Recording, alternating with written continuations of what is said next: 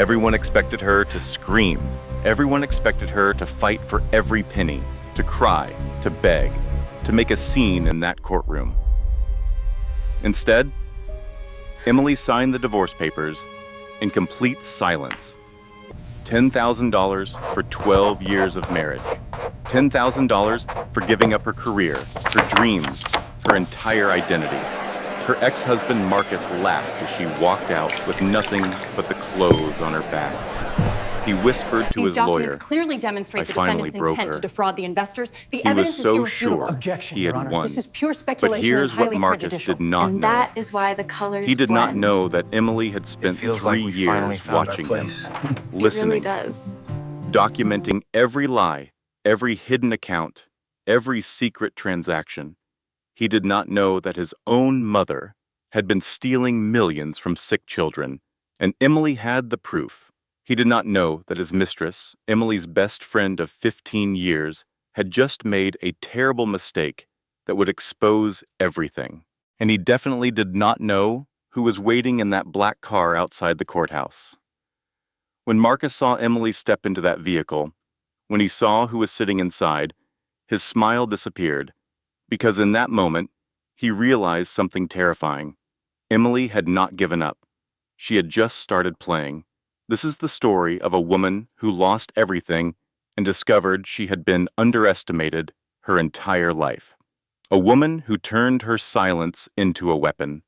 A woman who proved that the most dangerous person in the room is not the one who screams the loudest. It is the one who has nothing left to lose. Everyone expected her to scream. The heavy oak doors of the Manhattan family court had witnessed 1,000 emotional breakdowns. Wives sobbing into tissues, husbands pounding tables, lawyers shouting objections while judges banged gavels for order.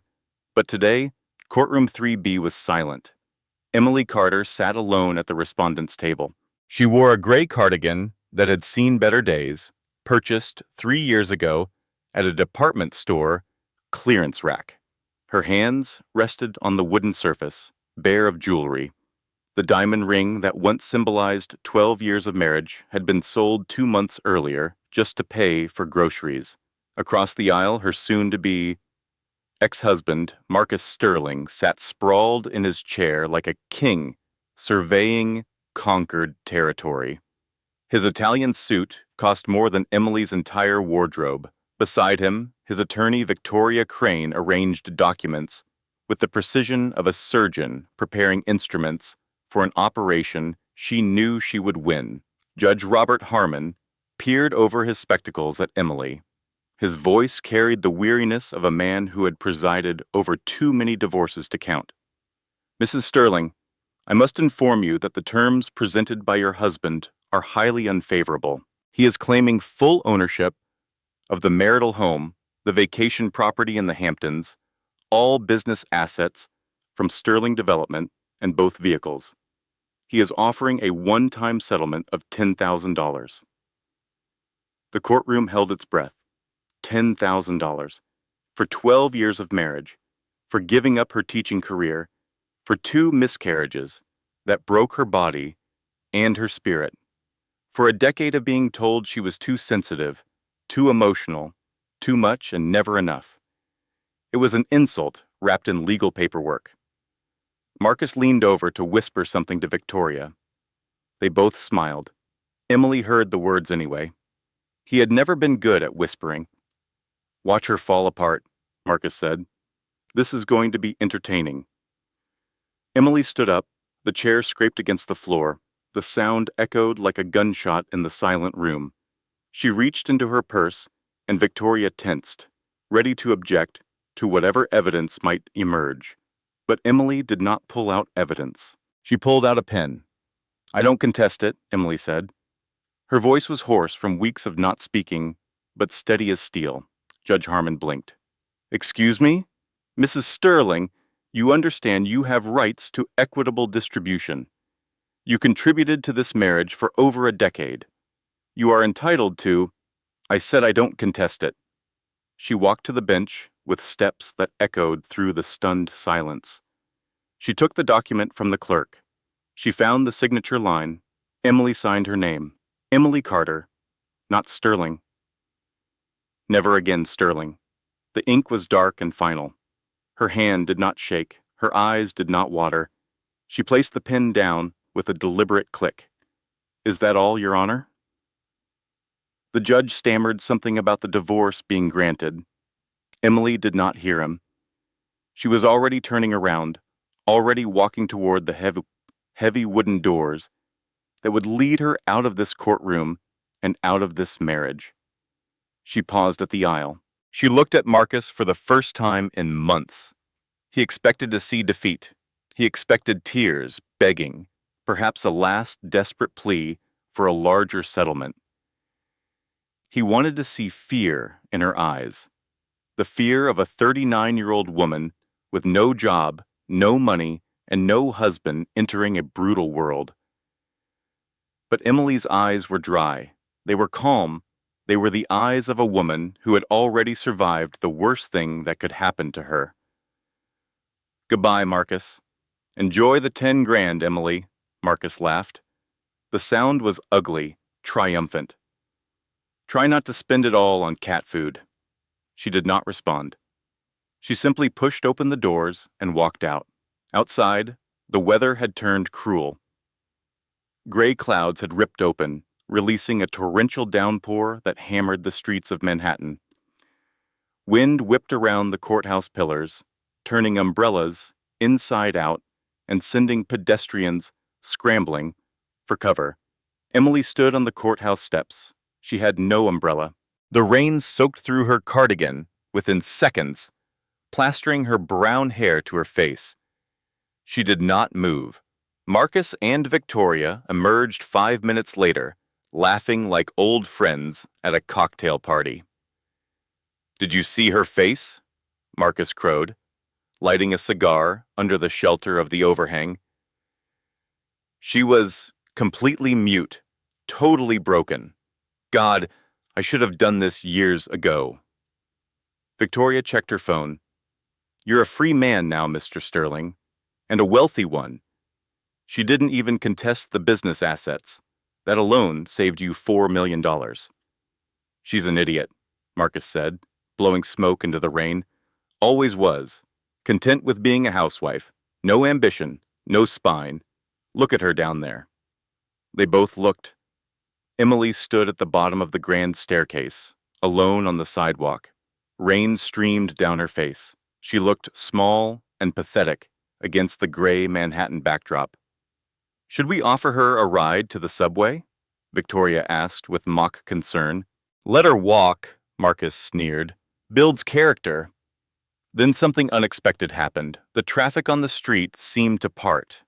A low hum vibrated through the wet asphalt. Around the corner, a vehicle appeared. It was not a taxi. It was not an Uber. It was a black Tesla Model S. Sleek and silent as a shadow. It pulled up directly in front of Emily and stopped.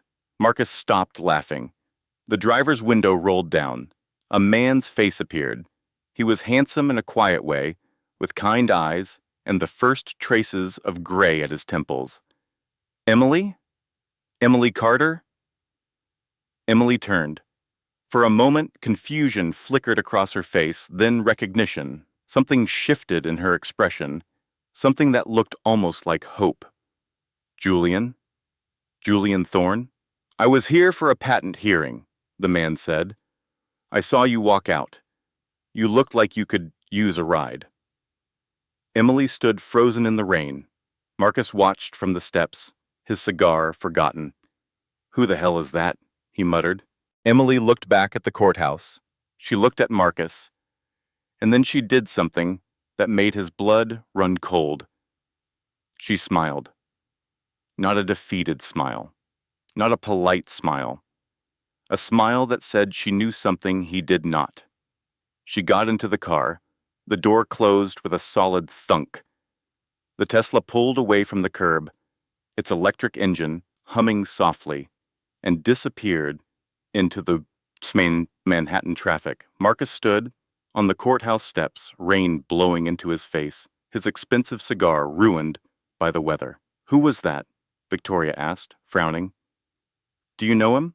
Marcus did not answer immediately. His mind was racing, trying to place the face. Julian Thorne. The name was familiar, too familiar. Then it clicked.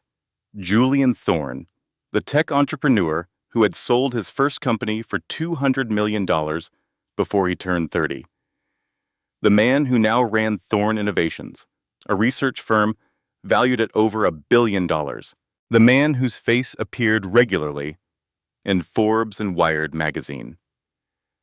That's impossible, Marcus whispered. What's impossible? That was Julian Thorne. The Julian Thorne. Victoria's face went pale. The billionaire? What would he want with your ex-wife? Marcus did not know, but he had a terrible feeling he was about to find out. His phone buzzed in his pocket. Then again, then continuously, a frantic vibration that would not stop. He pulled it out with hands that had begun to tremble.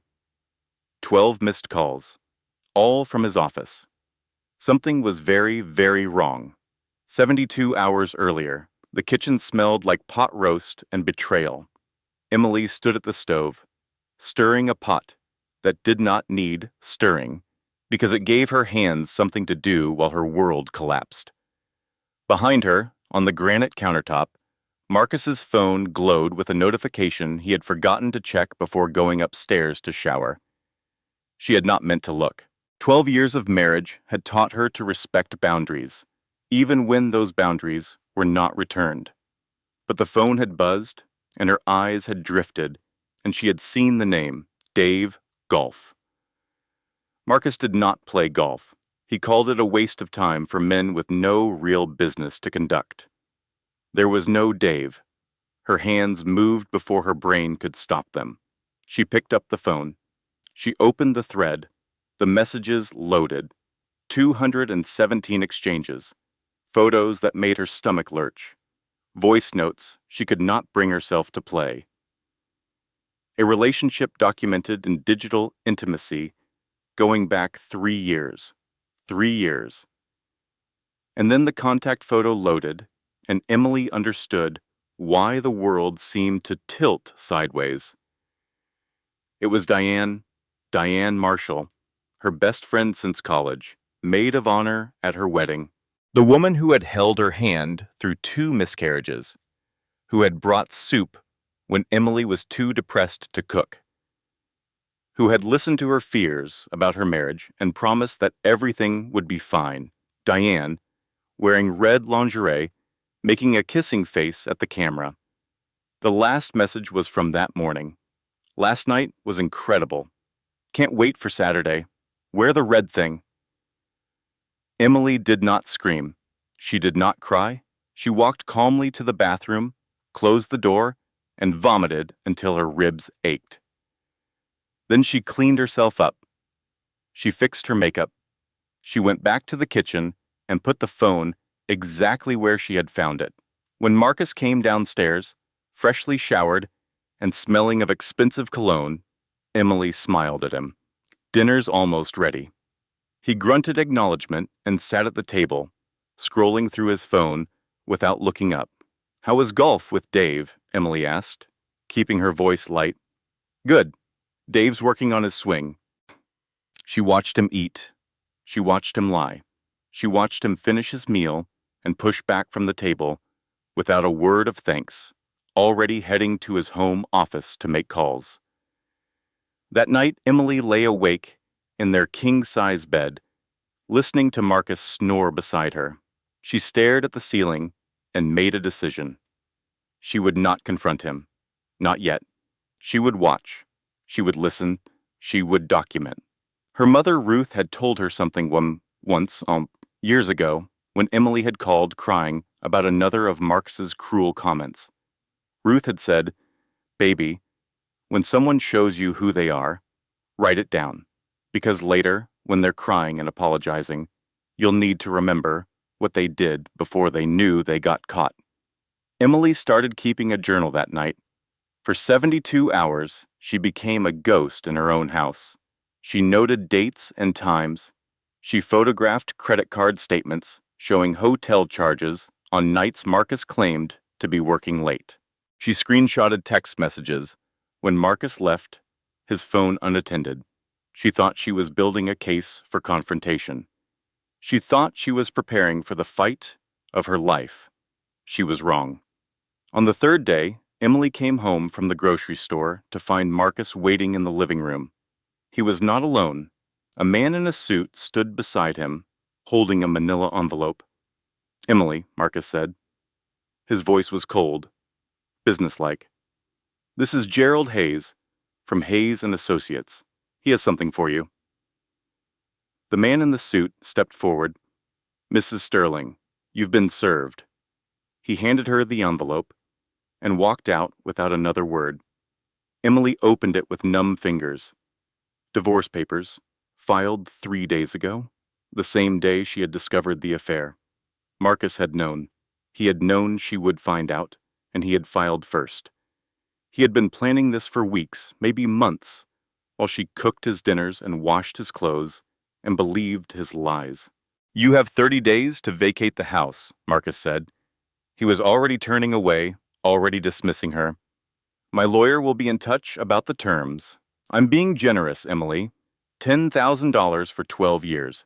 Take it and start over somewhere else." "You're having an affair with Diane," Emily heard herself say. The words came out flat, emotionless. Marcus paused.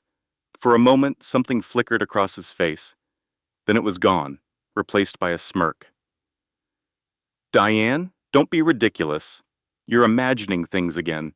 This is exactly what I'm talking about, Emily. Your mental instability, your paranoia. I have documented evidence of your psychological issues. If you try to fight this, I will bury you."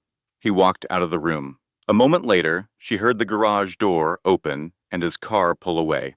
Emily stood alone in the house that was no longer hers, holding papers that would end her marriage, knowing that the man she had loved for 12 years had been planning her destruction while she trusted him with her heart. She thought about calling Diane. Old habits. The instinct to reach for her best friend in moments of crisis. Then she remembered whose lingerie was in those photos. Emily sank to the floor. She pressed her back against the wall and wrapped her arms around her knees. She did not cry. She had learned long ago that crying accomplished nothing. Marcus had taught her that, through years of telling her she was too sensitive, too emotional, too much. Instead, she pulled out her phone and called her mother. Ruth answered on the second ring. "Mom," Emily said, "I need help." There was a pause, then Ruth's voice, steady as a rock. "Tell me everything, baby, and then we'll figure out what to do." Emily told her, all of it. The affair, the divorce papers, the 30-day deadline, the $10,000 settlement offer that was less than what Marcus spent on suits in a year. When she finished, Ruth was silent for a long moment. Then she said, "Do you remember what I told you about your father? You said he thought the divorce would destroy you. And what did I do?" Emily almost smiled. "You built a new life. You went back to nursing school. You raised me and Maggie by yourself." "That's right. And you know what I learned? The thing that makes you survive isn't anger. It's not revenge. It's not even justice. It's deciding that no one kid gets to write your ending except you." Emily gripped the phone tighter. "I'm scared, Mom. I don't have anything. No job, no money, no lawyer. He froze me out of all our accounts."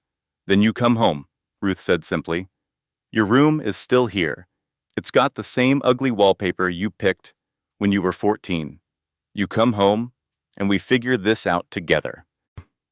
Emily looked around the beautiful house that had been her prison for 12 years. "Okay," she said. "I'll come home." She hung up the phone. She stood up. She walked upstairs and began to pack the few things that were truly hers. She did not know that in 3 days she would sign divorce papers without a fight. She did not know that a black Tesla would be waiting outside the courthouse. She did not know that Julian Thorne, a boy she had known in 8th grade, would reappear in her life at the exact moment she needed someone to believe in her. All she knew was that she had $43 in her personal checking account, a suitcase of clothes, and a mother who loved her. It would have to be enough. Emily's sister Maggie lived in a small apartment in Queens with her 2 children and a cat named Justice. The cat was named ironically, Maggie had explained once, because justice was something you never actually got in family court. Maggie worked as a paralegal at a family law firm. She had spent 8 years watching marriages dissolve into bitter custody battles and asset disputes. She knew the system better than most lawyers, though she could not afford the degree herself. When Emily arrived at her door with the divorce papers, Maggie took one look at her sister's face and pulled her inside without a word. They sat at the kitchen table while Maggie's kids watched cartoons in the next room. Maggie read through the documents with the careful attention of someone who had seen 1,000 similar pages. Her face grew paler with each paragraph. "Emily," she said finally, "this is bad. I know it's bad. He's only offering $10,000. It's worse than that." Maggie flipped to a specific page. "He's claiming the house was premarital property because it was purchased through a trust his mother established. He's saying you have no right to any business assets because you didn't financially contribute to Sterling Development. I supported him for 12 years. I gave up my teaching career because he said he needed me at home. I know, but that's hard to prove in court without documentation. And there's more." Maggie hesitated. "He's filed declarations about your mental state. He has statements about your therapy visits after the miscarriages, about the time you were hospitalized for exhaustion." Emily felt the blood drain from her face. "He's using my grief against me? He's painting a picture of an unstable woman, someone who can't be trusted to make rational decisions about assets, someone who might need the court to decide what's best for her." The room seemed to spin. Emily gripped the edge of the table. "What do I do?" Maggie reached across and took her sister's hand. "You fight, but you need a lawyer, Em. A good one, and good lawyers cost money." The next morning, Emily's neighbor, Helen Price, knocked on Ruth's door. Helen was 58 years old, recently widowed, and possessed a curiosity that bordered on obsessive. She had worked as an accountant for 30 years before retiring, and she approached every problem like a spreadsheet waiting to be balanced. She also made excellent tuna casserole. "I heard you were back," Helen said, thrusting the casserole dish at Emily. "I also heard about Marcus. Everyone in the neighborhood is talking." Emily winced. "Great." "Oh, they're not talking badly about you, dear. They're talking about what a snake he is. Karen from down the street said she always knew he was no good. Something about the way he never waved back when she said hello." Despite everything, Emily almost smiled. "There's something else," Helen said, lowering her voice, conspiratorially. "I've been doing some research. Light research. Nothing invasive. But I used to audit companies like your husband's, and I noticed some irregularities." Emily's heart quickened. What kind of irregularities? Money moving in strange patterns. Transfers to accounts in his mother's name that don't match any legitimate business purpose. I could be wrong, but it looks like he might be hiding assets. A lot of assets. For the first time in days, Emily felt something other than despair. She felt hope.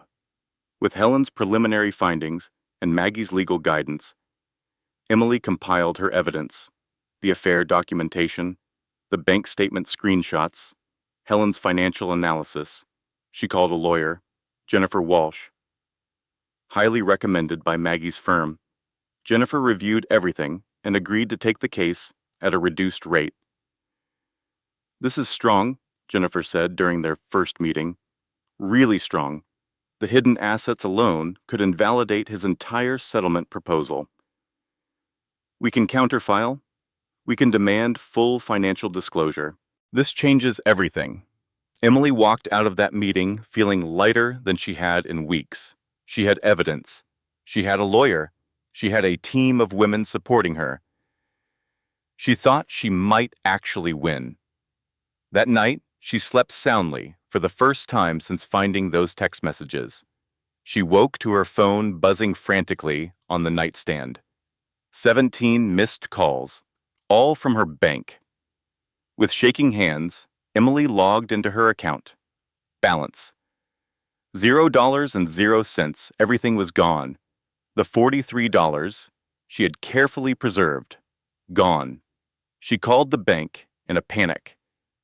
The representative explained in a bored voice that her accounts had been flagged for suspicious activity. A fraud alert had been filed. All assets were frozen, pending investigation. Investigation of what? Emily demanded. I'm not authorized to share that information, ma'am.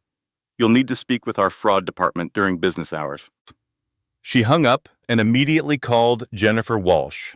The phone rang 6 times before Jennifer answered. Emily, I was just about to call you.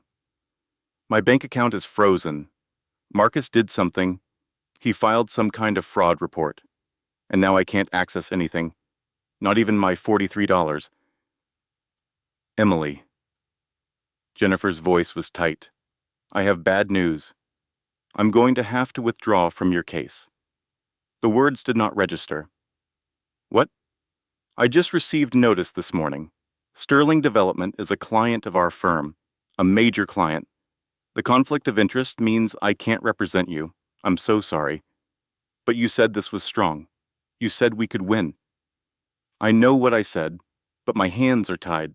I've already filed the withdrawal with the court. You'll need to find new representation. The line went dead. Emily sat on her childhood bed, in her childhood room, surrounded by faded wallpaper, covered in tiny roses. She had no money. She had no lawyer. Her husband had somehow frozen her assets and scared off her legal help in less than 12 hours. She was alone. Her phone buzzed with a text from an unknown number. Hi, Emily. It's Victoria Crane, your husband's attorney. Just wanted to let you know we'll be filing a motion for emergency custody of the house and all marital assets. See you in court. The message ended with a smiley face emoji. Emily stared at that emoji for a long time. Then she did something she had not done since the miscarriages. She screamed. She screamed into her pillow until her throat was raw and her voice was gone, and her mother came running in to hold her while she shook. She had been so foolish. She had thought she could win. Marcus had just shown her how wrong she was. The spare bedroom in Ruth Carter's house had not changed since Emily was 17 years old. The same faded wallpaper with tiny roses. The same creaky floorboard near the closet. The same view of the backyard where Emily had learned to ride a bike, had her first kiss, and cried her first heartbreak tears. Now she was 39, sleeping in her childhood bed, and starting her life over from nothing. Ruth found her daughter sitting on the floor at 2 a.m, surrounded by legal documents, crying silently. Can't sleep? Emily wiped her eyes quickly. I didn't want to wake you. Baby, I raised 2 daughters. I haven't slept through the night since 1982. Ruth lowered herself to the floor beside Emily, her knees protesting the movement. What are we looking at? Evidence. Or what used to be evidence. Now it's just paper that proves I'm not crazy. Ruth picked up a bank statement. This shows Marcus moving money. $200,000 into an account I didn't know existed, 3 weeks before he filed for divorce. Emily laughed bitterly. He was planning this for months, Mom. Maybe years. While I was cooking his dinner and washing his underwear and believing every lie he told me. Ruth was quiet for a moment. Then she said something that Emily would remember for the rest of her life. You know what the difference is between a woman who stays and a woman who leaves? What? Nothing. There's no difference. We all stay too long. We all believe the lies longer than we should.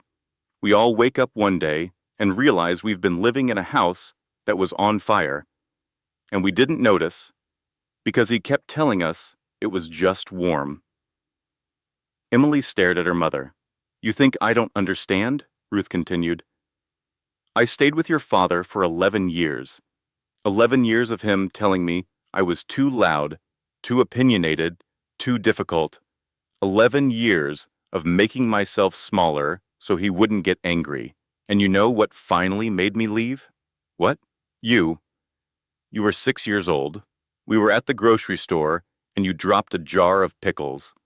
It shattered everywhere. And instead of being upset about the mess, you looked at me with absolute terror in your eyes. You were afraid of what would happen when we got home. Ruth's voice cracked. A 6-year-old should not be afraid of broken pickles. That's when I knew.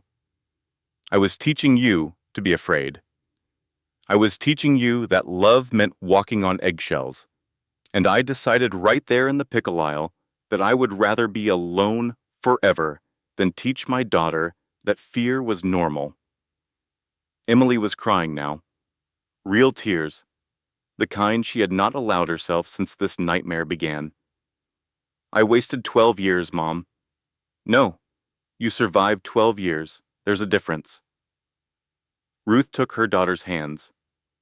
And now you're going to do what Carter women do. You're going to stand up, dust yourself off, and show that man what happens when he underestimates someone who has nothing left to lose. The next morning, the kitchen table became a war room. Maggie arrived first, carrying a box of legal textbooks and a determination that bordered on frightening. She had taken the day off work, something she never did, and her jaw was set in a way Emily recognized from childhood fights. Okay, Maggie said, spreading documents across the table. Here's where we are. You have no lawyer because Marcus has connections everywhere. You have no money because he froze your accounts. You have no home because he changed the locks. On paper, you have nothing. That's encouraging, Emily muttered. I'm not finished. On paper, you have nothing. But you have something Marcus doesn't have. You have the truth, and you have us. Helen Price arrived next, clutching a folder thick enough to be a novel.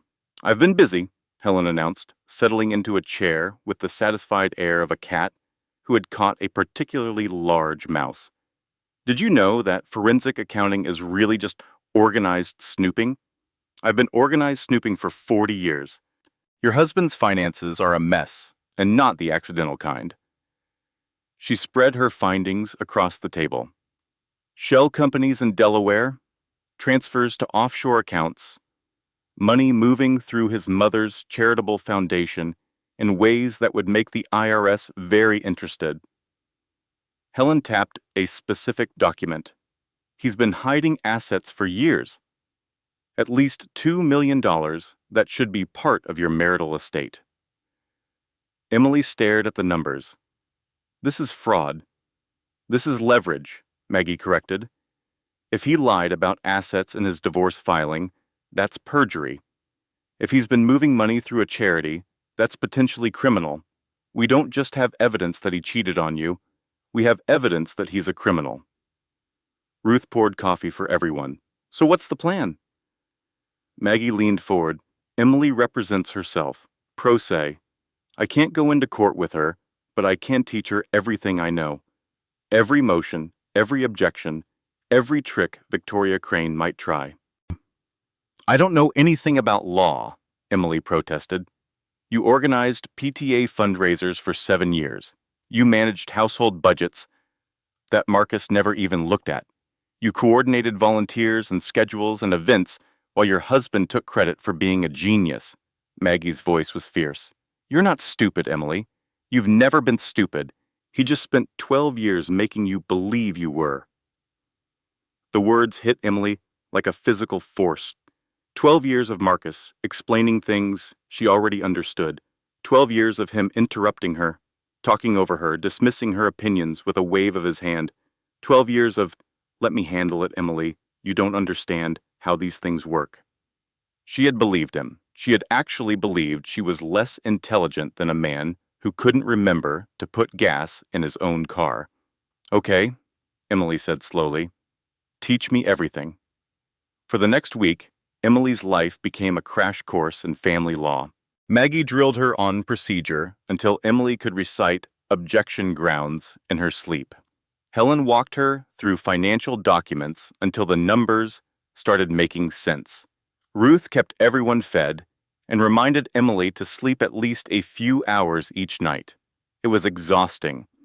It was overwhelming. It was also the first time in 12 years that Emily felt like she was doing something instead of having something done to her. On the seventh day, her phone buzzed with an unexpected message. "Hey, it's Julian. I heard you're going through something difficult. Want to get coffee? Just as friends. No pressure." Emily stared at the message for a long time. Julian Thorne. The quiet boy from 8th grade who used to sit next to her in art class. The boy who had moved away and written her letters for 2 years until Marcus convinced her to stop responding. "Who writes letters anymore?" Marcus had said, laughing at the careful handwriting, the thoughtful questions about her life. "This guy is pathetic. You should block him." And Emily had. Because Marcus said so, because she wanted to be a good girlfriend, because she had already started believing that his opinions mattered more than her own. She almost deleted Julian's message. The last thing she needed was another man complicating her life. But something made her pause. A memory from 8th grade, a kindness she had almost forgotten. She texted back, "Okay, tomorrow at 10? They met at a diner in Queens. Julian looked almost exactly as she remembered, just older, kind eyes, a quiet smile, no flashy clothes or expensive watch despite being worth more money than Emily could comprehend. He ordered black coffee. She ordered tea. "I'm not going to ask how you're doing," Julian said. "That's a stupid question when someone's going through a divorce." Emily almost laughed. "Most people ask anyway. Most people don't know what to say, so they say the expected thing. I'd rather say nothing than say something useless. Is that why you texted? To say nothing?" Julian smiled. "I texted because I saw your face at the courthouse. You looked like someone who had been fighting a war alone for a very long time." Emily's throat tightened. "You don't know me anymore," she said. "We were kids. I'm not the same person." "Maybe not, but I remember who you were." Julian leaned forward. "I remember the girl who pushed Tommy Morrison into a trash can because he was bullying a kid with a stutter." Emily blinked. "You remember that?" "I remember everything about you, Emily. I remember you were the only person who talked to me when I was the weird new kid. I remember you shared your lunch with me when I forgot mine. I remember you stood up for people even when it cost you something. That was 25 years ago. So, people don't change that much. They just forget who they are." Julian's eyes were warm. "You didn't become a different person, Emily. Someone just spent a long time convincing you to hide the person you always were." Emily felt tears threatening. She blinked them back. "I don't know how to fight anymore. He's so much smarter than me. He has lawyers and money and—" "Stop." Julian's voice was gentle but firm. "He's not smarter than you. He's just meaner. Those are different things." "What?"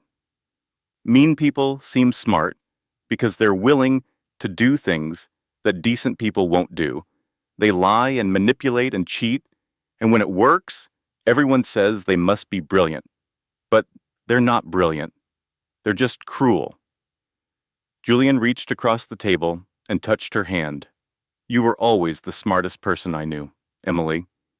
You just made the mistake of falling in love with someone who needed you to believe otherwise." Emily stared at him. No one had called her smart in 12 years. Not once. Marcus had called her many things: sensitive, emotional, difficult, irrational, never smart. "Why are you being so kind to me?" she whispered. "Because someone should be, and because I've spent 25 years wondering what happened to the girl who pushed bullies into trash cans." Julian smiled. "I'd like to see her again." The morning of the preliminary hearing, Emily threw up twice before leaving the house. Ruth held her hair back the first time. The second time, Emily managed it alone, which felt like a small victory. "You don't have to do this," Ruth said, handing her a glass of water. "We can ask for a continuance. Buy more time." "No." Emily rinsed her mouth. "If I don't do this now, I'll never do it. I'll find excuses forever." She dressed in her nicest clothes: blue blouse, black slacks, small pearl earrings that had been her grandmother's. Professional but not expensive. Competent but not threatening. The drive to the courthouse felt like driving to an execution. Courtroom 3B was smaller than Emily remembered. The wood paneling seemed darker, the fluorescent lights harsher. Everything smelled like floor polish and fear. Marcus was already seated at the petitioner's table. He wore a suit that cost more than Emily's car. His lawyer, Victoria Crane, sat beside him, sleek and predatory in a red dress that probably cost more than Emily's entire wardrobe. Two associates flanked them. A paralegal arranged documents. They looked like a legal army preparing to crush an insect. Emily walked to the respondent's table alone. Her hands were shaking. She clasped them together under the table where no one could see. In the gallery, she spotted a familiar face, Diane Marshall, wearing an expression of sympathetic concern that made Emily's stomach turn. Diane was here to watch, to see Emily humiliated, to report back to Marcus with every detail of her destruction. Judge Robert Harmon entered. Everyone rose. He was an older man, tired around the eyes, with silver hair and reading glasses perched on his nose. He looked at the petitioner's table with its army of lawyers, then at Emily standing alone. Something flickered across his face. Pity, maybe, or resignation. "Mrs. Sterling, I see you're representing yourself today. Are you aware you have the right to counsel?" Emily's voice came out steadier than she expected. "Yes, Your Honor. I couldn't afford an attorney, and the attorneys I could afford withdrew from my case due to conflicts of interest." "I see." He made a note. "Proceed, Miss Crane." Victoria stood with the fluid grace of someone who had done this 1,000 times. "Your Honor, before we address the matter of asset division, we need to raise serious concerns about the respondent's mental state." Emily's heart stopped. "We have documentation of Mrs. Sterling's psychiatric history, including hospitalizations and ongoing therapy for emotional instability. We believe this is relevant to her ability to make rational decisions about marital assets." Objection. Emily was on her feet before she knew she was moving. Victoria smiled. "Your Honor, the respondent can't object to her own hearing." "She can object to improperly obtained evidence," Emily said. Her voice shook, but she forced herself to continue. "Those medical records were subpoenaed before divorce proceedings began. The motion was filed while we were still legally married, without my consent or knowledge. Additionally, any medical records obtained without express patient consent are protected under federal privacy law." Judge Harmon raised an eyebrow. He hadn't expected that. Victoria's smile faltered. "Your Honor, the records are relevant to—" "The motion to admit psychiatric records is denied pending review of the subpoena timeline." The judge made another note. "Continue, Ms. Crane, but keep it relevant to the divorce itself." Emily sat down. Her legs felt like water. One small victory. Just one. Victoria recovered smoothly. "Very well, Your Honor. We're seeking exclusive occupancy of the marital residence and a restraining order against Mrs. Sterling based on documented, erratic behavior. What documented behavior? We have sworn statements from multiple witnesses who observed Mrs. Sterling behaving irrationally in the weeks leading up to separation, screaming, making accusations, threatening behavior. Emily stood again.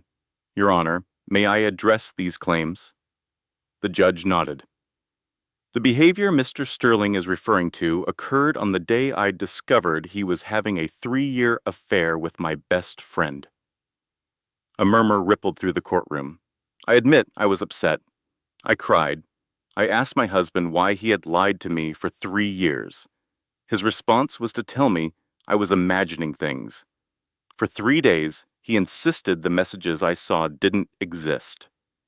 He told me I needed psychiatric help. He told me I was crazy. Emily's voice grew stronger. Then he served me with divorce papers, changed the locks on our home, and froze all our bank accounts. He left me with $43 and the clothes on my back.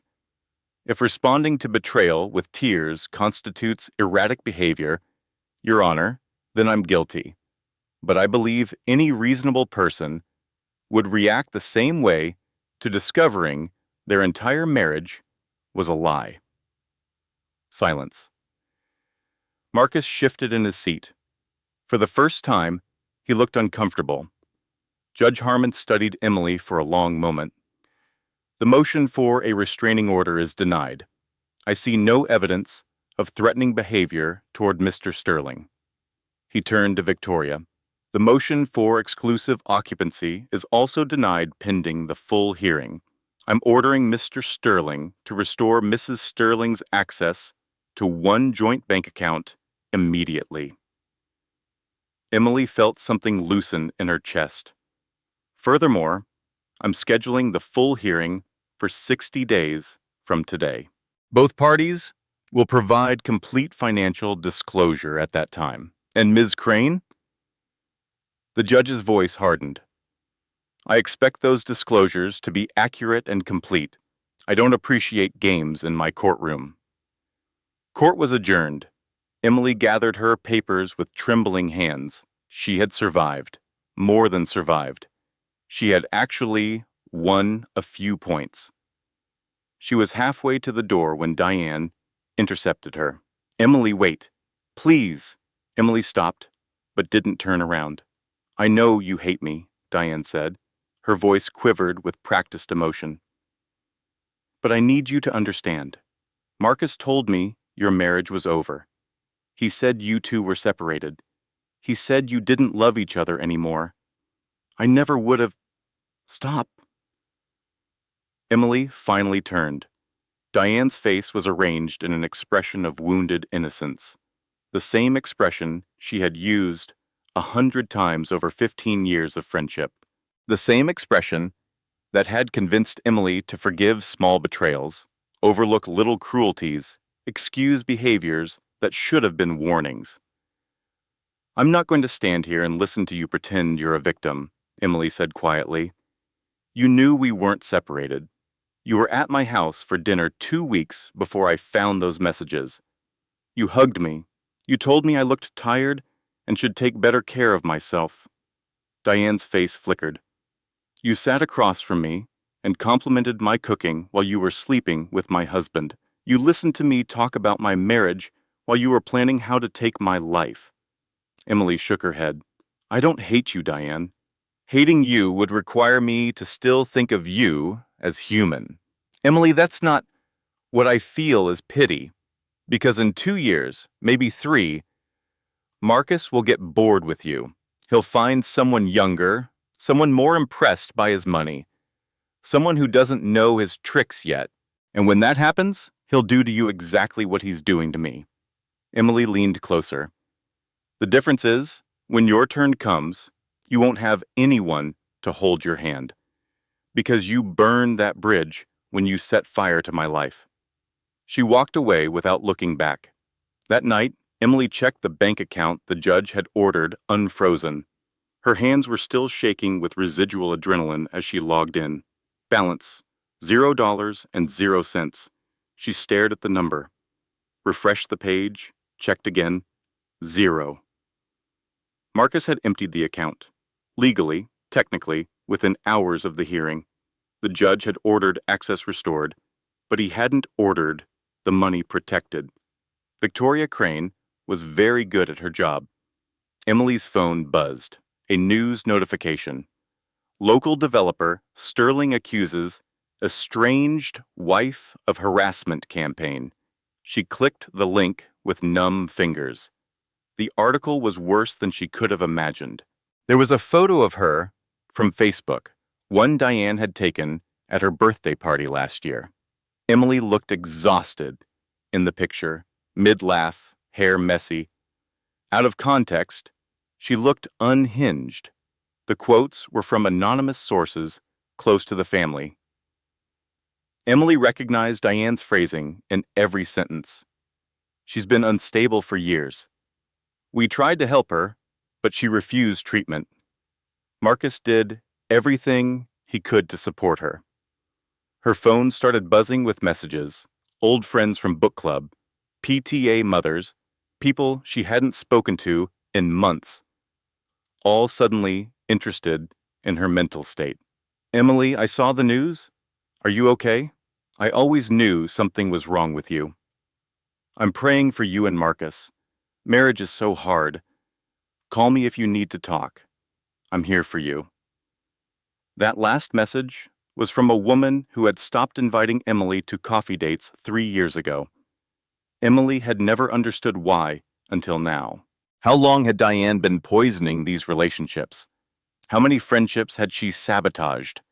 How deep did the betrayal go? Emily turned off her phone. She lay on her childhood bed, staring at the ceiling with the tiny roses, and finally understood what Marcus was doing. He wasn't just taking her money and her home. He was taking her reputation, her identity, her place in the world. He was erasing her, and she had no idea how to stop him. Helen Price knocked on Ruth's door at 6:30 in the morning, still wearing her bathrobe under her winter coat. I found it, she announced, pushing into the kitchen with the energy of someone half her age. I found the smoking gun. Emily stumbled out of her bedroom, hair tangled, eyes bleary. Found what? The real money. Helen spread papers across the kitchen table. I've been looking at Marcus's finances, but I had it backwards. The real story isn't Marcus. It's Patricia. His mother? The Sterling Family Foundation, Helen said, established by Marcus's father 20 years ago. It's supposed to fund children's hospitals, medical research, scholarship programs. They raise millions every year at those fancy galas you used to attend. Emily nodded slowly. I remember. I helped organize 2 of them. Well, here's what I found. In the past 5 years, the foundation has reported $22 million in charitable disbursements. But when I traced the actual money, Helen's eyes glittered with the thrill of discovery. Only about $8 million went to real charities. Emily felt the blood drain from her face. $14 million is missing? Not missing. Redirected. Helen tapped specific documents. Shell companies, real estate purchases in Patricia's name, offshore accounts. And the best part? The company facilitating all these transfers is Sterling Development. Your husband's business. Marcus is helping his mother steal from charity. They've been doing it for years. They've been taking money meant for sick children and using it to buy vacation homes. Helen shook her head in disgust. I've seen a lot of financial fraud in my career. This is some of the ugliest. Emily sat down heavily. Patricia Sterling, the woman who had looked down on Emily from the moment they met, the woman who had made snide comments about Emily's family, Emily's education, Emily's inability to give Marcus the children the Sterling bloodline deserved, the woman who had smiled and sipped champagne at charity galas while stealing from the sick and dying. What do we do with this? Emily asked. Maggie reached by phone urged caution. This is dynamite, but you can't just throw it into the divorce. You need to bring it to the right people at the right time. Too early, and they'll find a way to hide everything. So I just sit on it? For now. Let them think they're winning. Let them get comfortable. But Emily couldn't sit still. The knowledge burned in her chest like a live coal. She drove to the country club. It was a stupid decision. Emotional, impulsive. Everything Maggie had warned against. But Emily had spent 12 years being rational and careful and obedient. And look where it had gotten her. Just once, she wanted to look Patricia Sterling in the eye and let her know that Emily wasn't the idiot everyone thought she was. The Westbrook Country Club was everything Emily had always hated about wealth. Pristine lawns that cost more to maintain than most people's mortgages. Valets in crisp uniforms who looked at Emily's aging Honda with barely concealed disdain. Members in designer clothes talking about their designer lives. Emily found Patricia on the terrace, having lunch with 3 women who looked exactly like her. Same pearls, same highlights, same air of smug superiority. Patricia, we need to talk. The laughter stopped. 4 pairs of eyes turned toward Emily, and she saw herself reflected in their gaze. The ex-wife, the crazy one. The woman who had failed to keep her husband satisfied and now was making a spectacle of herself. Patricia's smile didn't waver. Emily, dear, what a surprise. I assumed your membership had been revoked. I'm not here to play tennis. I'm here because I know. Know what? The foundation, the transfers, the money that was supposed to go to children's hospitals. Emily watched Patricia's face carefully. I know where it went. I know what you've been doing. For a fraction of a second, Patricia's composure cracked. Fear flickered in her eyes. Then the mask returned, smooth and cold. I have no idea what you're talking about, but I'm not surprised you're making wild accusations. Marcus warned me about your mental instability. I'm not mentally unstable, Patricia. I was just married to your son. Patricia set down her wine glass with deliberate care. Yes, and we all saw how well that turned out. You couldn't keep him happy. You couldn't give him children. You couldn't do anything except spend his money and make demands. Emily felt the words like physical blows, but she didn't flinch. The miscarriages weren't my fault. Of course they were. Patricia's voice dripped with condescension. The Sterling bloodline goes back generations. We've never had problems producing heirs. Marcus's previous girlfriend got pregnant immediately. Emily's stomach clenched. What? Oh, didn't you know? Before you, there was a lovely girl named Christine. They dated for 2 years. She got pregnant within months of them being intimate. Patricia smiled. Of course, the timing wasn't right, so they handled it discreetly, but it proved that the problem certainly wasn't with Marcus. Emily couldn't breathe. 2 years of fertility treatments. 2 miscarriages that had nearly destroyed her physically and emotionally. 2 years of Marcus blaming her body, her stress levels, her inability to relax. And the whole time, he had known he was fertile. He had known, and he had let her believe it was her fault. You're lying, Emily whispered. Am I? Patricia's smile widened. Ask Marcus sometime. Or don't. It doesn't really matter now, does it? You're divorced, childless, penniless. She picked up her wine glass again. You should have stayed quiet, Emily. You should have taken the settlement and disappeared like a good little failure. Now you're just embarrassing yourself. Emily stood frozen. The terrace swam before her eyes. 12 years of believing she was broken. 12 years of doctors and hormones and invasive procedures, while Marcus patted her hand and told her it would happen eventually. He had known. He had watched her suffer, and he had known. Something inside Emily went very quiet. She reached across the table and picked up Patricia's wine glass. A $300 Bordeaux, served in crystal that cost more than Emily's childhood home. She poured it slowly, deliberately, over the white tablecloth. The dark red spread like blood across the pristine fabric. Patricia gasped.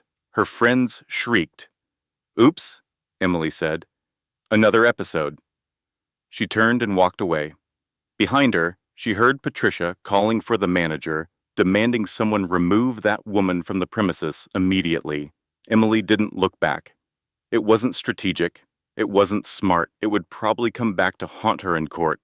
But for the first time in 12 years, she felt like herself. And God, it felt good. Emily returned to her mother's house, feeling something she hadn't felt in weeks. Not happy, exactly, but alive, awake, like a limb that had been asleep for years and was finally getting blood flow again. That feeling lasted exactly 43 minutes. Ruth met her at the door. Her mother's face was pale, her eyes red-rimmed, her hands twisting together in the way they only did when something was terribly wrong. "Mom." "What happened?" "Diane was here." Emily's blood went cold. "What?" "She came while you were gone. She said she wanted to apologize, to make things right between you two." Ruth's voice cracked. "She seemed so sincere, Emily. I've known that girl for 15 years. I've had her over for Christmas dinner. I let her in." "Oh, no." "I made tea. We talked for a few minutes, and then she said she needed to use the bathroom." Ruth's face crumpled. "She was gone for a long time. I thought maybe she was crying, getting herself together. I didn't think—" "Mom, what did she do?" "She went through your room. I found her coming out when I went to check on her. She had her phone out. She'd been taking pictures." Emily pushed past her mother and ran to her bedroom. The evidence binders were still on the desk where she'd left them. Helen's financial documents, Maggie's legal notes, the timeline of Marcus's lies that Emily had painstakingly constructed. All of it photographed.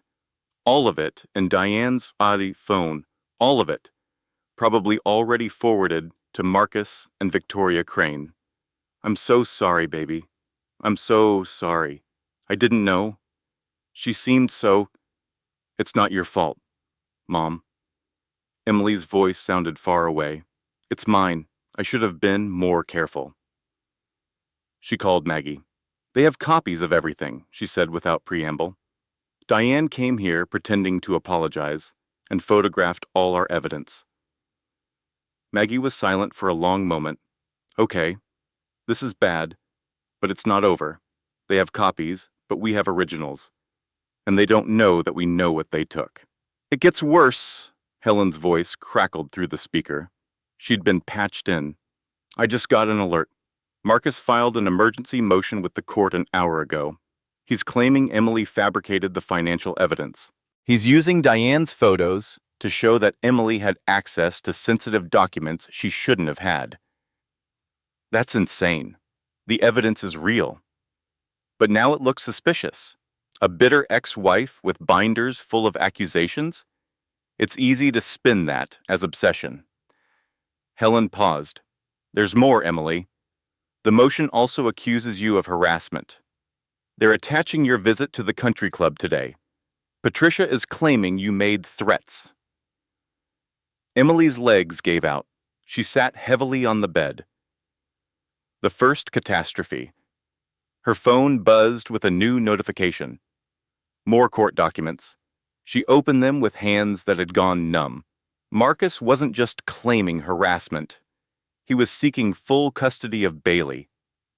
Bailey, her golden retriever, the dog Marcus had never wanted, had complained about for years, was openly allergic to. Bailey had been Emily's only companion during the dark months after the miscarriages. When Marcus was too busy to comfort her, too important to hold her while she cried, Bailey had slept at her feet. Bailey had loved her without conditions or expectations, and now Marcus wanted to take that too. He doesn't even like dogs, Emily whispered. He said Bailey was a waste of money. He said, "It's not about the dog." Maggie's voice was heavy. "It's about hurting you. He knows how much Bailey means to you. He's using her as leverage." The second catastrophe. The phone rang. A number Emily recognized. Dr. Sarah Mitchell, her doctor of 10 years. The woman who had held her hand through fertility treatments and depression screenings and all the indignities of the past decade. "Emily, I need to inform you about something." "What is it?" "We received a subpoena for your complete medical records. I'm legally required to comply." Emily gripped the phone so hard her knuckles went white. "I thought the judge blocked that." "This is a new subpoena. Different grounds. It alleges you may be a danger to yourself or others." Dr. Mitchell's voice was strained. "It includes sworn statements from your husband claiming you threatened self-harm during your marriage, and from Diane Marshall, who claims she witnessed you having a breakdown at her apartment last month." Diane? Again? Always Diane. "That never happened. I've never threatened self-harm. I've never had a breakdown at Diane's apartment." "I know. I've been your doctor for 10 years, but I'm legally required to turn over your records." Dr. Mitchell paused. "Emily, I need to ask you directly. Have you had any thoughts of harming yourself?" "No, God, no. I'm angry. I'm furious. I want to burn Marcus's life to the ground. But I'm not suicidal. I'm not dangerous." "I know. But they're building a case, Emily. They want the court to believe you're unstable. They want to discredit everything you say." Dr. Mitchell's voice softened. "Whatever you do, please be careful. Don't give them ammunition." The third catastrophe. Evidence stolen. Dog threatened. Medical privacy violated. All within the space of 3 hours. Emily sat on her childhood bed as darkness fell outside the window. She didn't turn on the lights. She didn't eat dinner. She just sat, staring at nothing, feeling the weight of everything Marcus had done pressing down on her chest like a physical force. Maybe they were right. Maybe she couldn't win. Maybe she should just take the $10,000 and disappear. Move somewhere far away where no one knew her name. Start over as someone else. She was still sitting in the dark when she heard the back door open. Footsteps in the kitchen. Her mother's voice, then another voice she recognized. Julian appeared in her doorway. "Your mom called me." She was worried. Emily didn't look at him. "I'm fine." "No, you're not." Julian walked into the room and sat down on the edge of the bed, leaving a respectful distance between them. "And that's okay. You don't have to be fine. He's going to win." Emily's voice was flat. "He has lawyers and money and connections. He has Diane photographing my evidence and Patricia lying to the court. He's going to take everything, including my dog, and there's nothing I can do about it." Julian was quiet for a moment. "When my wife was dying," he said slowly, "everyone told me to be strong, to handle it, to keep it together for her sake. And I tried. God, I tried. But eventually I fell apart." Emily looked at him. "I screamed at doctors. I threw things. I told God to go to hell, and meant every word." Julian's voice was soft. "I was a mess. A complete, total mess. And you know what? That was okay. Because grief makes you crazy. It's supposed to. It means you loved something enough to fall apart when you lost it. I didn't love Marcus. Not anymore. Not for years. No. But you loved the life you thought you were building. You loved the future you were promised. You loved the person you thought you married." Julian reached over and took her hand. Mourning who someone turned out to be is just as valid as mourning who they actually were. Emily felt tears sliding down her cheeks. She hadn't even realized she was crying. "I don't know how to fight anymore." "Then rest tonight." Julian squeezed her hand. "Tomorrow we figure out how to fight smarter. But tonight, you're allowed to just be sad." He stayed until she fell asleep, his hand warm in hers. Emily woke at 4 in the morning with perfect clarity. She had been playing the game wrong. For months, she had been reacting, defending, responding to Marcus's attacks instead of making her own. She had been playing chess while he played demolition derby. That ended now. She sat at her desk and looked at the evidence Diane had photographed. Yes, Marcus knew what she had, yes. He was probably preparing counter-arguments for everything, but he had made a mistake. His emergency motion claimed Emily had fabricated the financial evidence. That meant his legal filings now contained specific denials. He was on record saying the shell companies didn't exist. The offshore accounts were legitimate. The money transfers were normal business operations. Denials that could be proven false. Denials that, under oath, constituted perjury. Her mother always said, "Give a liar enough rope, and they'll hang themselves." Marcus had been lying for so long, he didn't know how to stop.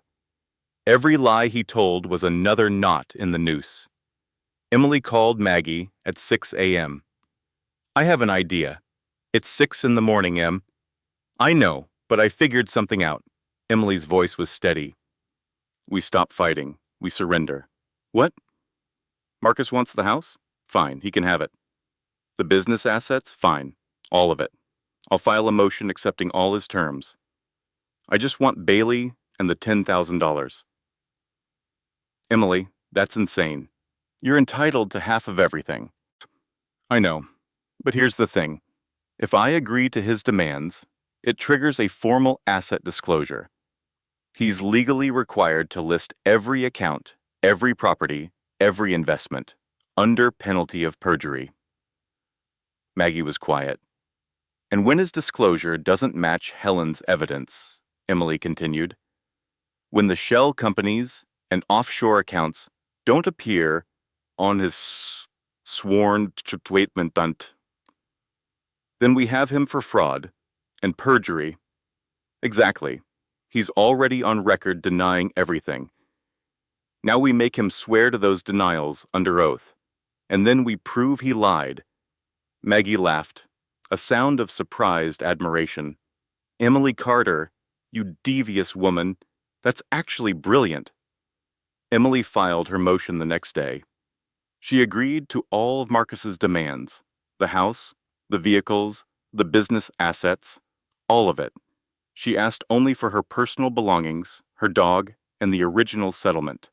Victoria Crane was suspicious. Marcus was triumphant. "I told you she'd break," he said over drinks with his mother. "She was always weak. She couldn't handle the pressure." "It seems too easy," Patricia murmured. "Something feels wrong." "Don't overthink it, Mother. Emily was never smart enough to play games. She's just finally accepted that she can't win."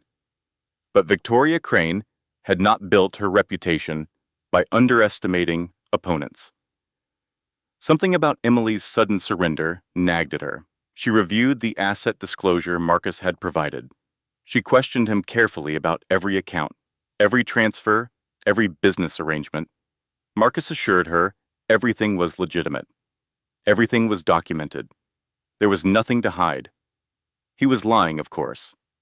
But Victoria didn't know that. She filed the disclosure in good faith, trusting her client to tell her the truth. 2 days before the final hearing, Emily filed a simple response. 1 page, 1 question. If the petitioner is entitled to all marital assets as claimed, why is $2.3 million missing from the disclosed accounts? Attached was Helen's complete financial analysis. Wire transfers, shell companies, offshore accounts, the Sterling Family Foundation fraud, everything. Documented and verified by a certified forensic accountant. Victoria Crane read the filing at midnight. Her hands shook as she turned the pages. She called Marcus immediately. "You told me you disclosed everything." "I did." "Then explain these documents. Explain the transfers to your mother's accounts. Explain the shell companies in Delaware. Those are legitimate business arrangements. Complex, but legitimate." "Complex?" Victoria's voice went cold. Marcus, I just submitted a sworn statement to the court based on your assurances. If any of this is true, I'm complicit in perjury. My career, my license, everything I've built. Relax, Victoria. Emily doesn't understand finances. She can't prove anything. She has a forensic accountant. She has bank records. She has a paper trail that goes back 5 years. Marcus was silent. Marcus, did you lie to me? Another silence, longer this time. Victoria hung up. She poured herself a very large drink. In 20 years of practice, she had never been blindsided this completely, and she had done it to herself, trusting a client who swore he was telling the truth. The judge was going to have questions, hard questions, and Victoria Crane was going to have to decide how much of her career she was willing to sacrifice for a man who had lied to her face. The final hearing fell on a Tuesday morning in December. Snow had fallen overnight, blanketing Manhattan in white that would turn to gray slush by noon. Emily walked to the courthouse through the quiet early streets, her breath making clouds in the cold air. She wore the same blue blouse and black slacks from the first hearing, the same pearl earrings, the same sensible shoes, but she was not the same woman. Courtroom 3B was packed. Word had spread about the financial allegations. Reporters clustered in the back rows.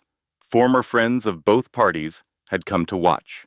Even some of Patricia's country club associates had appeared, either to support her or to witness her downfall. Marcus sat at the petitioner's table with Victoria Crane. But something had changed between them. Victoria sat as far from Marcus as the table allowed.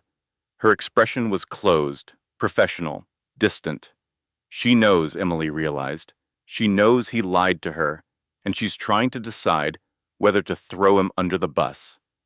Patricia Sterling sat in the gallery, ramrod straight, wearing her finest pearls. Her face was calm, but Emily noticed her hands gripping her purse with white-knuckled intensity. Julian sat in the back row, near the door. He caught Emily's eye and gave her a small nod. "You've got this," the nod said. "I believe in you." Judge Harmon entered. Everyone rose.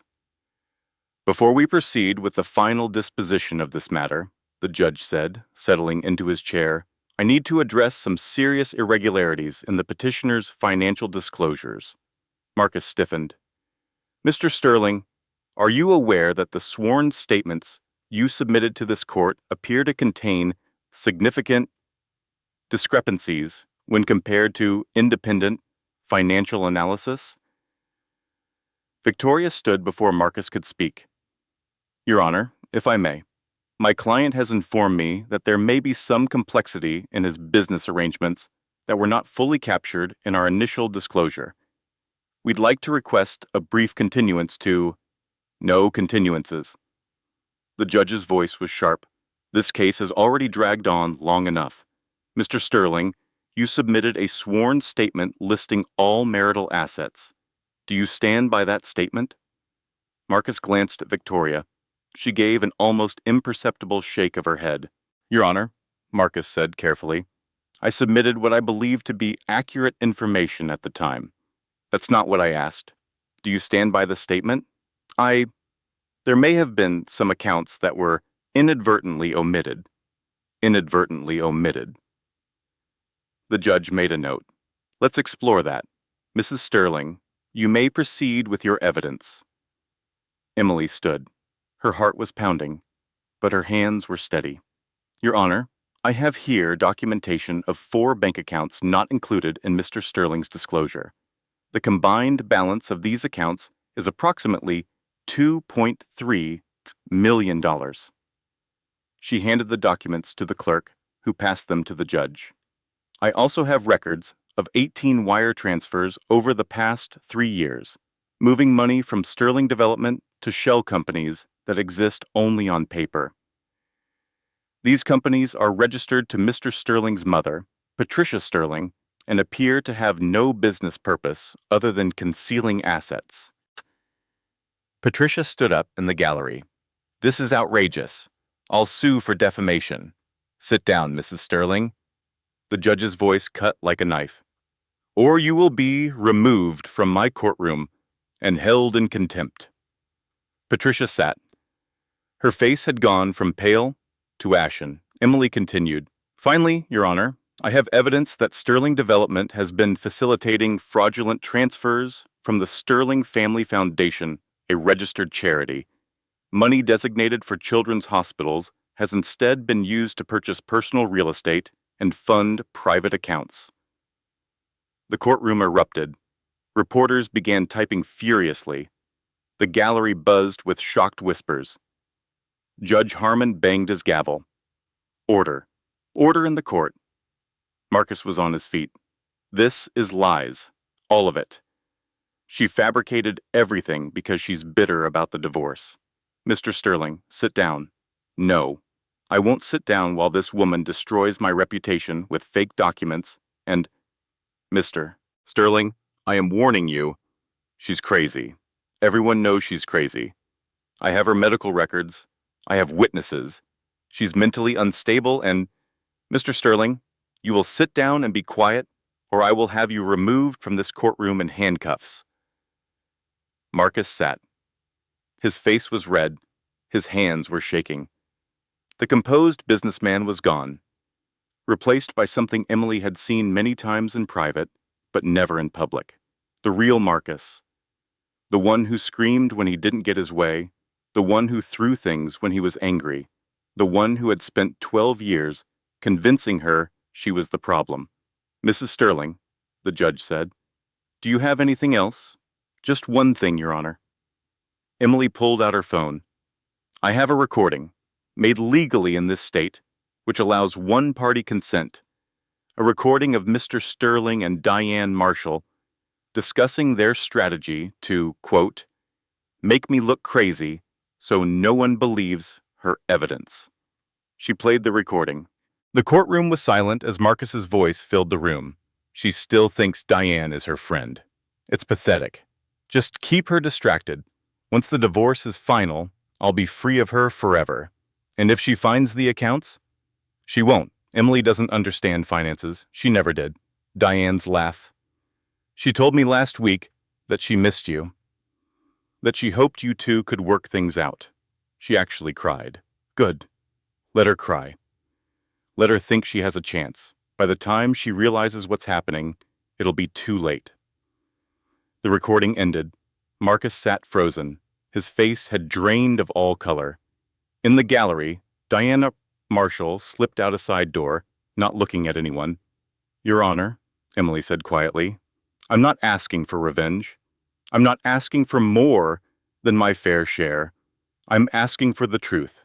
I'm asking this court to acknowledge that I was not crazy. I was not unstable. I was a woman whose husband lied to her, betrayed her, and then tried to destroy her for daring to survive." She looked directly at Marcus. "For 12 years, you told me I was imagining things. You told me I was too sensitive, too emotional, too paranoid. Every time I saw something wrong, you made me believe my eyes were lying. You made me doubt my own mind. You made me think I was crazy." Her voice was steady. Her eyes were dry. "I'm not crazy, Marcus. I never was. The only thing wrong with me was that I trusted you." She turned back to the judge. "I rest my case, Your Honor." The courtroom was silent. Judge Harmon reviewed the evidence for several long minutes. When he looked up, his expression was grave. "Based on the evidence presented, this court finds that Marcus Sterling has engaged in systematic financial fraud, deliberate perjury, and intentional concealment of marital assets. The prior asset disclosure is hereby vacated. A full forensic audit will be conducted at Mr. Sterling's expense." Marcus's lawyer, Victoria, stood. "Your Honor, I need to address the court regarding my involvement in these proceedings." "Go ahead, Ms. Crane." "I submitted Mr. Sterling's financial disclosures in good faith, based on his explicit assurances that they were accurate and complete. I have just learned that my client deliberately withheld information and misled me about the nature of his assets. Victoria's voice was ice cold. I am formally withdrawing as counsel and will be cooperating fully with any investigation into potential perjury. Marcus grabbed her arm. Victoria, you can't. Don't touch me. She pulled away. You lied to me. You used me. And you can find another attorney to deal with the consequences. She walked out of the courtroom without looking back. Judge Harmon continued. The restraining order request against Mrs. Sterling is denied. In fact, given Mr. Sterling's documented pattern of deception and manipulation, I am granting Mrs. Sterling a protective order against Mr. Sterling. He is not to contact her, approach her, or communicate with her through third parties. Emily felt tears sliding down her cheeks. She didn't try to stop them. Custody of the dog Bailey is awarded to Mrs. Sterling. The original settlement of $10,000 is vacated. A new settlement will be determined after the forensic audit is complete. The judge leaned forward. And Mr. Sterling, I'm forwarding all evidence of potential charity fraud to the district attorney's office. I strongly suggest you hire a criminal defense attorney. The gavel banged. Court was adjourned. Emily walked out of the courtroom in a daze. People were talking to her, congratulating her, asking questions. She couldn't hear any of it.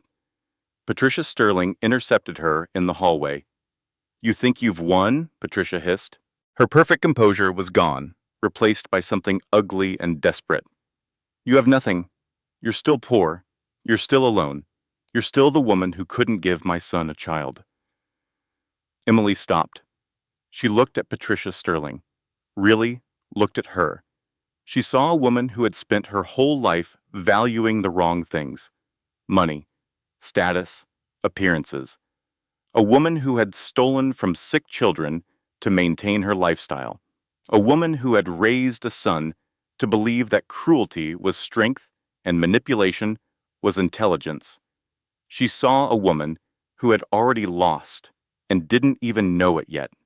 Patricia, Emily said quietly, in 6 months, your son will be facing criminal charges. Your foundation will be audited. Your country club friends will pretend they never knew you. And all those vacation homes you bought with stolen money, they'll be seized as assets. Patricia's face went white. And Diane? She'll leave Marcus the moment his bank accounts are frozen. You know why? Because she's exactly like you, and people like you only love what they can use. Emily walked away. Julian was waiting outside. He opened his arms, and Emily walked into them. She cried. For the first time in months, she cried without shame, without apology, without worrying about who was watching or what they would think. She cried for the 12 years she had lost, for the woman she had been before Marcus convinced her she was worthless, for the children she never had and the life she thought she was building.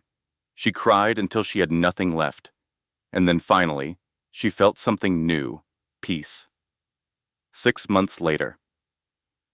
Emily sat on the porch of a small cottage in Queens, watching the sunset paint the sky in shades of orange and pink. The cottage wasn't fancy. The paint was peeling. The kitchen needed updating, and the heating system made strange noises that she had learned to interpret like a language. Strange noise number 1 meant the radiator was warming up.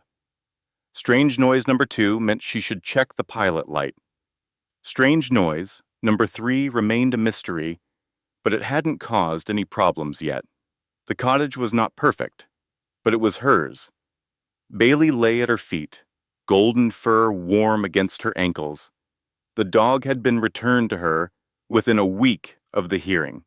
Marcus had never even contested the custody once he realized he had bigger problems. The forensic audit had revealed even more hidden assets than Helen had found.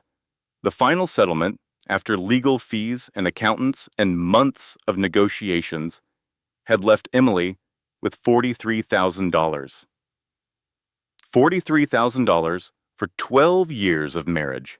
It wasn't fair. It wasn't just. It wasn't enough, but it was hers. Earned, not given. Won, not stolen.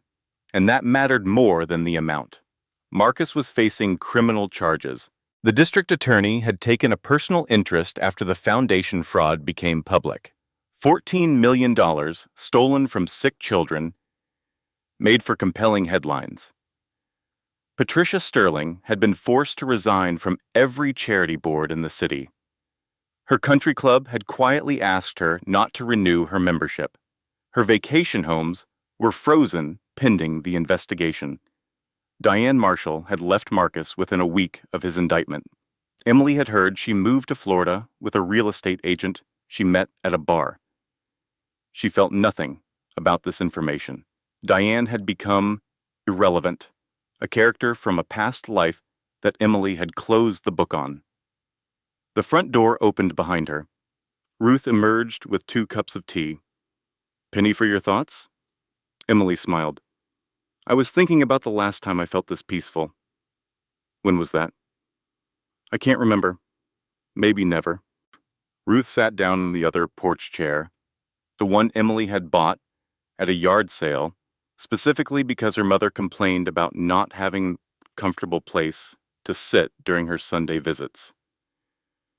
"I sold Grandma's ring," Emily said suddenly. "I had to pay the forensic accountants. I know how much it meant to you, and I'm sorry." "Oh, baby." Ruth reached over and took her hand. "That ring was never the point." "What do you mean?" "My mother gave me that ring so I could give it to you, so you would know that the women in this family survive. We survive, and we rebuild, and we keep going." Ruth squeezed her fingers. "The ring was just a symbol. You are the reality." Emily felt tears threatening. "I thought you'd be upset." "I'm proud of you. You did what you had to do to save yourself. That ring would have just sat in a box.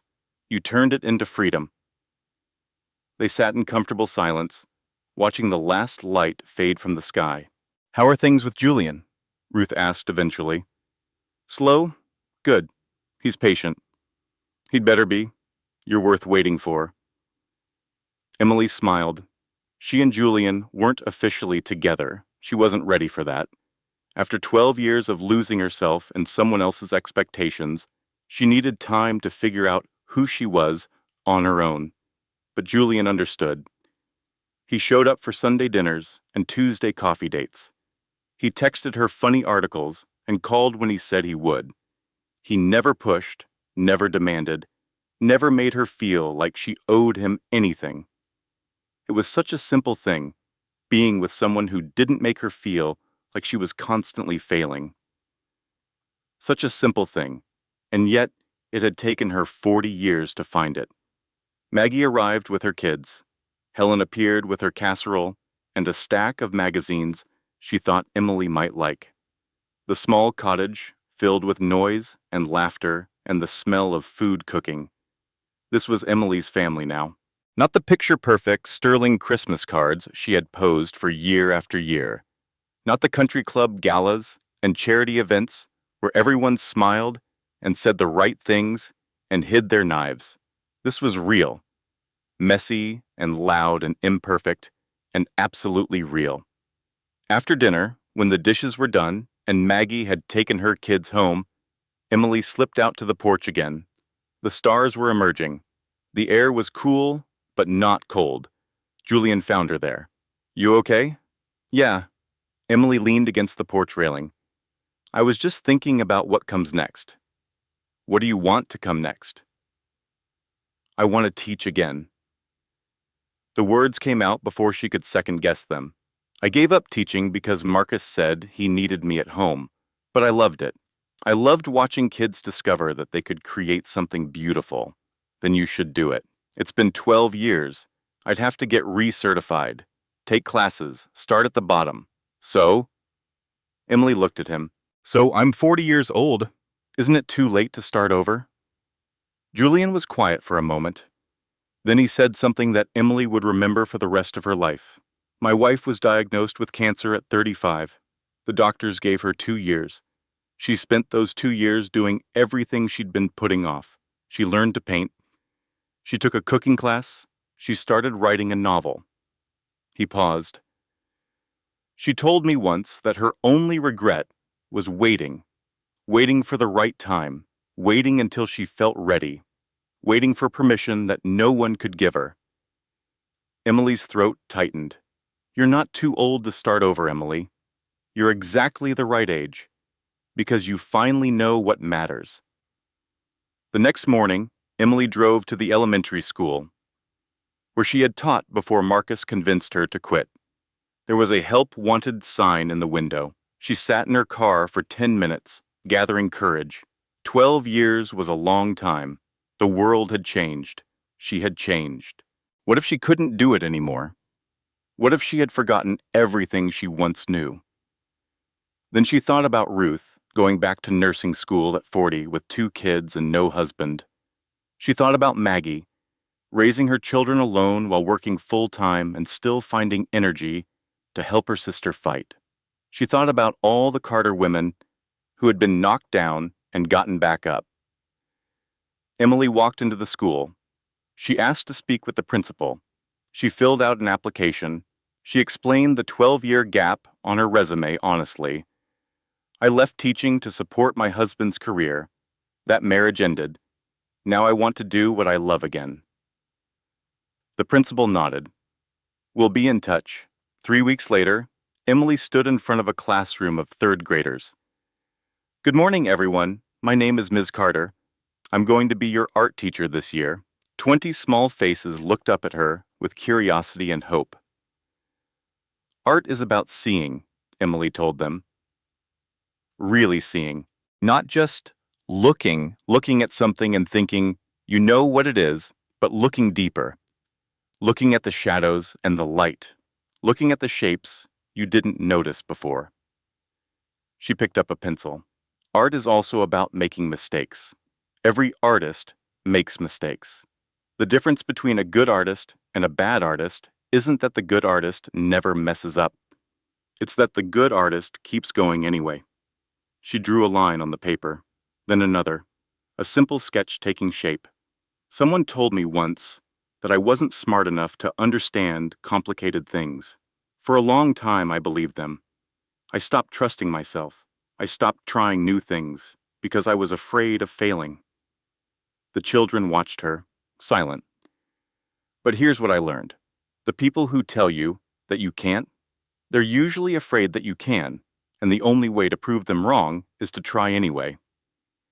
Emily looked at her class. 20 small faces, full of possibility. So that's what we're going to do this year. We're going to try. We're going to make mistakes. And we're going to learn that mistakes don't mean you're failing. They mean you're brave enough to try something difficult. She smiled. Now, who wants to draw? That evening, Emily sat at her kitchen table with a cup of tea and a journal. She had started writing again. Not the careful, self-censoring journal she had kept during her marriage, always aware that Marcus might read it. This journal was honest, raw, sometimes ugly. She wrote about the things she was learning, the things she was unlearning, the slow process of rebuilding a self that had been systematically dismantled. She wrote, I used to think strength meant not needing anyone. That was Marcus's definition.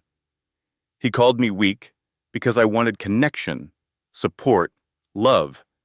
He made me believe that needing people was a character flaw. I know better now. Strength isn't standing alone. Strength is knowing when to ask for help. Strength is letting people in even when you're scared. Strength is still being soft in a world that tried to harden you. I am strong, not because I survived Marcus, not because I won in court, not because I rebuilt my life from nothing. I am strong because I still believe in love. I still believe in goodness. I still believe that people can be trusted, even though one person proved they couldn't be. Marcus tried to break me. He tried to make me cold and bitter and afraid. He failed.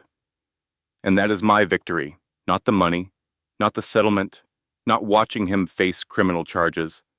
My victory is that I am still me. Battered, scarred, wiser, but still me. She closed the journal. Outside, the first stars were appearing. Bailey was asleep at her feet. Somewhere in the house, her phone buzzed with a text from Julian, probably asking about dinner plans. Emily looked around her small, imperfect kitchen. She thought about the woman she had been 6 months ago, standing in the rain outside a courthouse, signing away 12 years for $10,000, believing she had nothing left.